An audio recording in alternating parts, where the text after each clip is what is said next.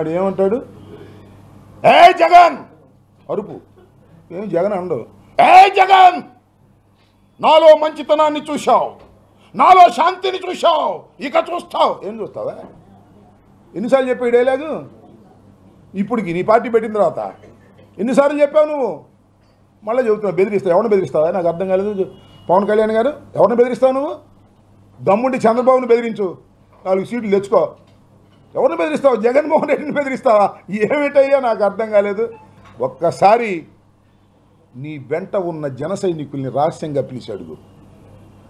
చంద్రబాబు గొప్పోడో జగన్ గొప్పోడో వాళ్ళ అంతరాత్మ నుంచి చెప్తారు. జగన్ వీరుడని చెప్తారు. ఏ కాకైనా జగన్ పోరాడగలిగిన శక్తి ఉందని చెప్తారు. ఎవడిని దేహి అనుకోకుండా ముందుకు వెళ్ళగలిగిన శక్తి సామర్థ్యాలు ఉన్నటువంటి రాజకీయ నాయకుడు జగన్ అని చెప్తారు.